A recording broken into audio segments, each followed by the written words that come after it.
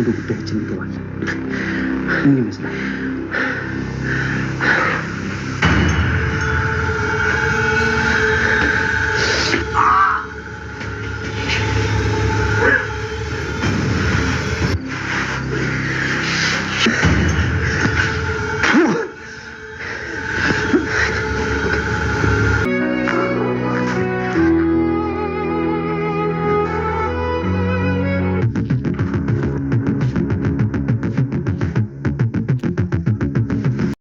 ውድ ቤተሰቦች ያው ቅድስትና ብሩክ ተጋቡ፣ በጣም ደስ ይላል። ያው ለመዝናናት እየወጡ ነበር ባለፈ ክፍል ማለት ነው። በጣም ደስ ይላል። ያው ቅድስት ከሰራተኛ ወደ መዳምነት ተቀየረች ማለት ነው። ለኛ ስደት ያለኝ ደግሞ ልክ እንደሳ ይቀየርልኝ ማለት ነው። ከሰራተኛ ወደ መዳም እና ወደ መዝናናት ሄደዋል ማለት ነው። ምሳሌ ደግሞ እንቁላል ስርልኝ አለቻት ለዳጣና ዳጣ ደግሞ ስልክ እያወራች እንቁላል አረረ ማለት ነው። ከዛ ያው ውሃና እንጀራ ቀርቦ ያረረ እንቁላል ያው ተቀርቦ ነበር ግን አልበሉም ማለት ነው። ከዛ መድብል ተናድዶ መጣ። ግራ ገባት። ምን ሆነ እያሉ ነበር። መድብል ደግሞ ያው የሞገስ ቪዲዮ ያው ዝና ለፖሊስ ስለሰጠው በጣም ተናድዷል ነበር። ከዛ እኔ ነው እንደዚህ ያረኩት፣ እኔ ነው የቸኮልኩት፣ እኔ ነው እንደዚህ እያለ ለራስ እየወቀሰ ነበር መድብል ማለት ነው። ያው ማህሌት ደግሞ ለባለሀብቱ አብረን እንተኛ አለች እና ቪዲዮ ቀረጸች ማለት ነው። ወይኔ ማህሌት ለሞት ቀርባለች ማለት ነው። ወደ ቤተሰቦች አላዋጣም። ያው ባለሀብት ደግሞ በጣም የተናደደው ነበረ። ማህሌት ደግሞ ለሚስትህ ቪዲዮ ልክላት ነው 500,000 ብር ወደ አካውንት አስገብኝ እያለች እያፈራራችሁ ነበረች። የማህሌት ጓደኛ ደግሞ ያው በጣም ደስ አላት ማለት ነው። ምክንያቱ ብሩ ልትካፈል ስለሆነች እና ውድ ቤተሰቦቼ ያው ዝና ደግሞ መድብል እየደወለ ነበር። መድብል ደግሞ የትህትና ያለችበት አውቄ ነበር፣ ግን አንተ ቸኮልክ፣ የሞገስ ቪዲዮ ለምን ለፖሊስ ሰጣ እንደዚህ እያለ ነበር። ከዛ ከጆሮው ጋር ስልኩ ዘጋ ማለት ነው መድብል።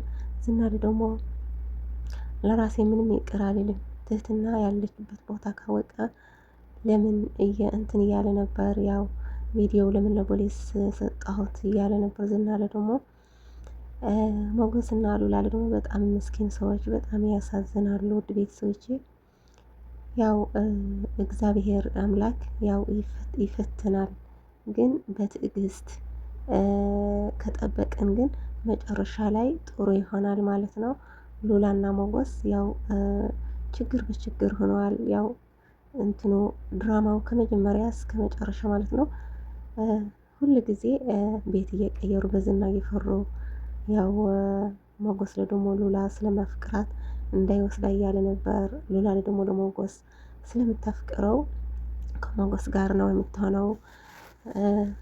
ዝና ያው በጣም ነው ለሉላ የሚያፍቅራት፣ ከሳ ሌላ ሴት አይቀርብም ማለት ነው። ያው ማለት ልታገባው ታስባለች ነበር፣ ግን እሱ እምቢ አለ ማለት ነው። ከሉላ ውጭ ምንም መግባት አያስፈልገኝም እንደዚህ እያለ ነበር።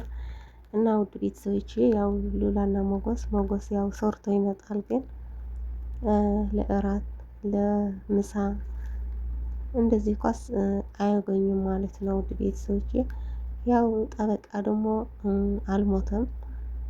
ያው ዝና ደግሞ እየደበደበው ነበረ። ከዚህ ቦታ ራቅ እንዳያዩ እያለ ነበረ። ጠበቃው ደግሞ ልጆችስ ሚስትስ በረሃብ እየሞቱ እኮ ነው፣ ብር እኮ አትሰጠውም እንደዚህ እያለ ነበረ። ዝና ደግሞ ብር እሰጠዋቸዋለሁ፣ ግን አንተ ከዚህ ቦታ ራቅ እንዳያዩ እያለ ነበረ። ጠበቃ ብሎ ደግሞ በውስጡ ይበለኝ እያለ እየተናደደ ነበር። በራሴ ነው ያመጣሁት እዚህ ችግር ለልጆች እንደዚህ እያለ ነበረ። ከዛ ዝና ደግሞ ደውሎ ለጠበቃ ያው ነው ውሰዱት፣ ወደ ሩቅ ቦታ ውሰዱ እያለ ነበረ። ጠበቃው ደግሞ ዛሬ ምንም አይሄድም፣ የትም ቦታ አይሄድም፣ ግደለኝ እንደዛ እያለ ነበረ። ከዛ ዝና ደግሞ ያው ከጋርዱ ጋር ወደ የሆነ ቤት ወስዶ እየቀጠቀጡ ነበረ ማለት ነው፣ እስከ ደም የሚደማ። ከዛ ጠበቃ ደግሞ ያው ቢላ ደብቆ ነበር። ከዛ ዝና አስፈሩትና ዝና ሄዷል። ጠበቃው ደግሞ በገመድ እጁና እግሩ ታስሮ ስለነበረ በቢላው በትኮና ለዝና ጋር በቢላ ወጋውና ሄዶ ማለት ነው። ሲሄድ ግን ወደ ቤት ነው የሚሄደው። ያው ለመድብል ወይም ለሞገስ ሊነግራቸው ነው ማለት ነው። ያውን ምክንያቱም ሞገስ በጣም እየፈራ ነበረ። ሉላለ ደግሞ ያው ጨንቆታል።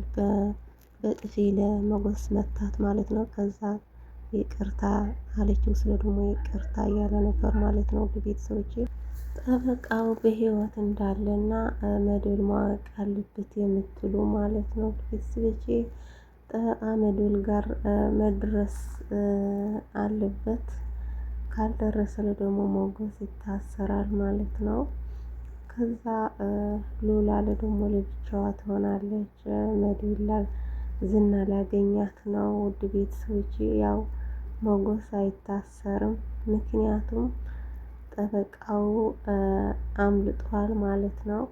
ከዛ ዝና ምን እንደሚሆን እንጃ። የዝና መጨረሻ እናያለን ማለት ነው። የዝና መጨረሻ ውድቀት ነው የሚሆነው። ሁል ጊዜ ልክ እንደ ማህሌት ማለት ነው። ሁል ጊዜ የሚፈክር ሰው ሁል ጊዜ ውድቀት ነው ማለት ነው። ማህሌት ደግሞ እየፈከረች ነበረች ለጓደኛዋ ልከፍልሽ እያለች ነበረች። ምክንያቱም ልከፍልሽ እያለች ነበረች ለቅድስት ነው።